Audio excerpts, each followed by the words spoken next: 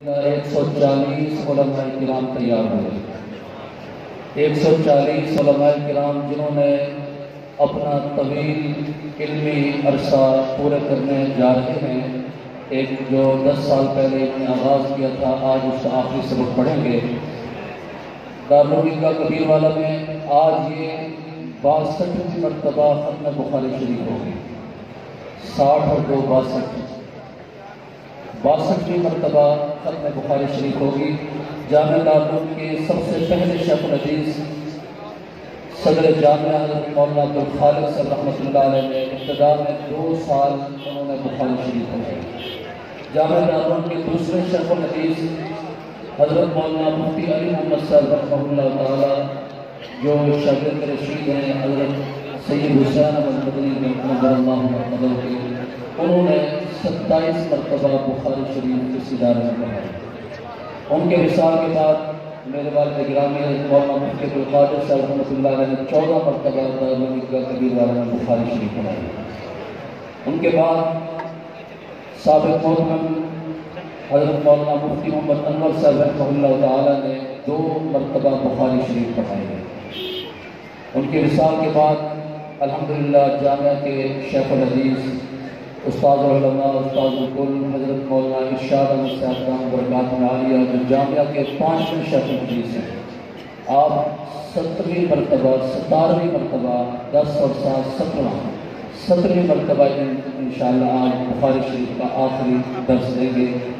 یہ طلباء 140 طلباء یہ نورانی چہرے سر پر پگڑی اور دستار سجائے ہوئے آپ کی نظروں کو آپ کی بصارتوں کو دعوت نظارہ دے رہے ہیں.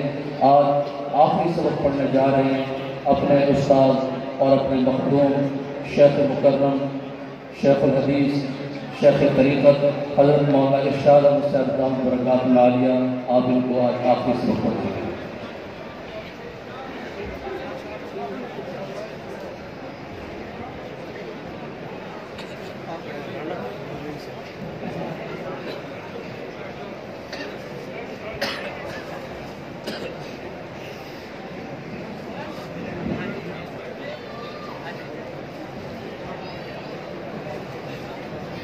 یہ سارے ساتھ ہم کھڑے ہیں، حدیث پڑھائی جا رہی ہے، ادب کا تقاضا رہی ہے.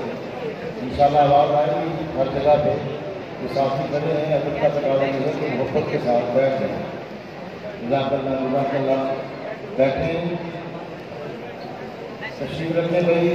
جہاں تک میری آواز آ رہی ہے کوئی ساتھی کھڑا نہ ہو. حدیث کا سبق ہوگا، ادب کا تقاضا یہ ہے کہ آپ تشریف رکھیں. یہ دائیں بائیں بنانے میں جو ساتھی کھڑے ہیں اور اوپر بھی جو کھڑے ہیں بیٹھیں، تشریف رکھیں.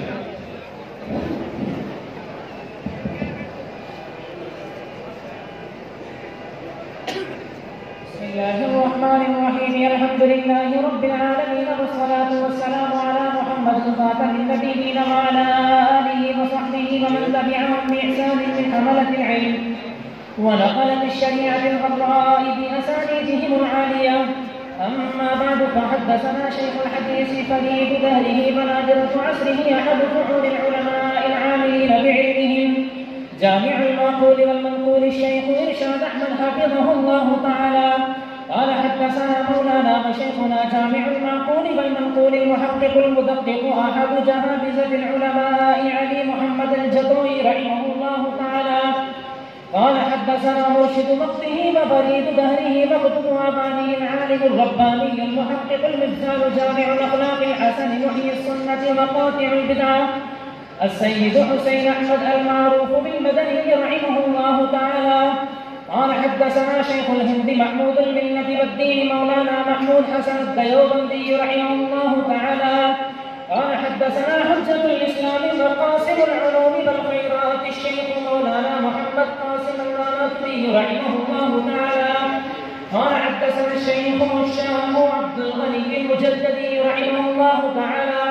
قال حدثنا الشاه مولانا محمد إسحاق المحدث الديلمي رحمه الله تعالى.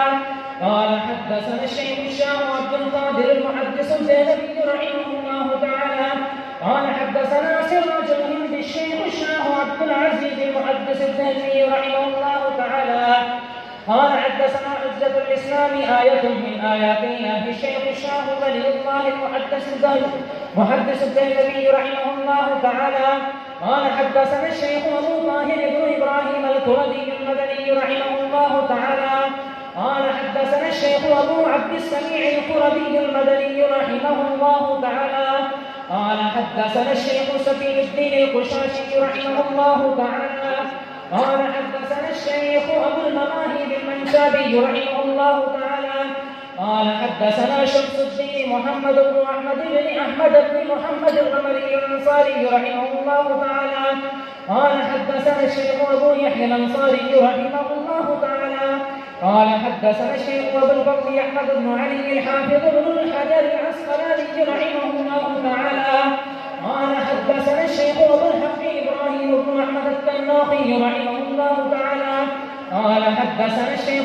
أبو عباس أحمد بن أبي طالب الحجار رحمه الله تعالى قال حدثنا الشيخ أبو عبد الله حسين بن المبارك الزبيدي رحمه الله تعالى قال حدثنا الشيخ أبو الفضل عبد الأول بن عيسى السنجري الهرمي رحمه الله تعالى قال حدثنا الشيخ أبو حسن عبد الرحمن بن محمد بن مزفر الداودي رحمه الله تعالى قال حدثنا الشيخ أبو محمد بن أحمد السرقسي رحمه الله تعالى قال حدثنا الشيخ أبو عبد الله محمد بن يوسف بن مطر الفربري رحمه الله تعالى قال حدثنا أمير المؤمنين في الحديث جبل الاستقامة ومتحمل الشدائد والصعوبات في الحديث واقف الحياة للترويج الحق والاستيصال الباطل أستاذ الأساتذة وشيخ الشيوخ أعني أبا عبد الله محمد بن إسماعيل بن إبراهيم بن المغيرة بن بردز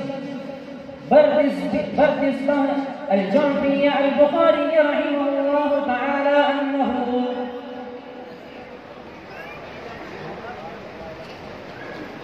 باب قول الله ونضع الموازين القسط ليوم القيامة وأن أعمال بني آدم وقولهم يوزن وقال مجاهد القسطاس العدل بالرومية ويقال القسط مصدر المقسط وهو العادل وأما القاسط فهو الجائر.